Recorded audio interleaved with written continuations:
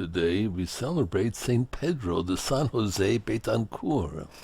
Central America claimed its first saint with the canonization of Pedro de San Jose Betancourt. Known as the St. Francis of the Americas, Pedro de Betancourt is the first saint to have worked and died in Guatemala. Pedro very much wanted to become a priest, but God had other plans for the young man born into a poor family on Tenerife in the Canary Islands.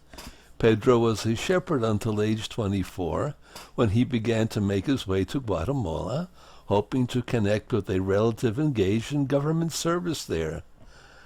By the time he reached Havana, he was out of money. After working there to earn more, he got to Guatemala City the following year. When he arrived, he was so destitute that he joined the bread line that the Franciscans had established. Soon Pedro enrolled in the local Jesuit college in hopes of studying for the priesthood. No matter how hard he tried, however, he could not master the material. He withdrew from school. In 1655, he joined the secular Franciscan order. 3 years later, he opened a hospital for the convalescent poor, a shelter for the homeless, and a school for the poor soon followed. Not wanting to neglect the rich of Guatemala City, Pedro began walking through their part of town, ringing a bell and inviting them to repent.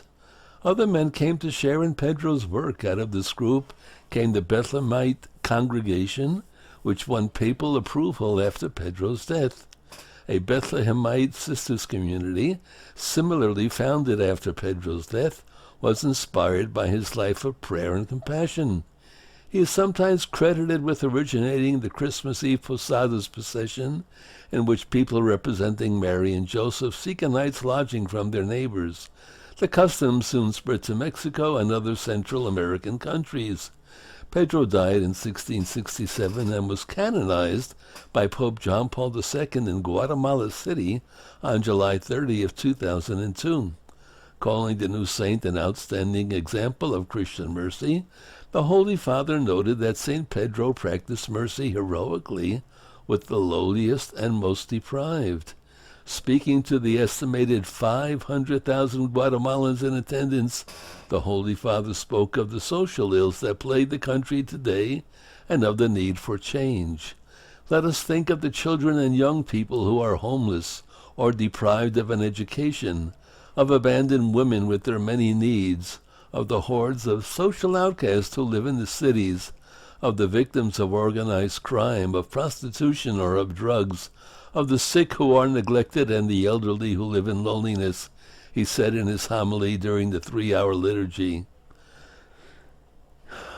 San Pedro de San Jose Betancourt. He didn't manage to do his own will, but he managed to do God's will, and that's what made the difference.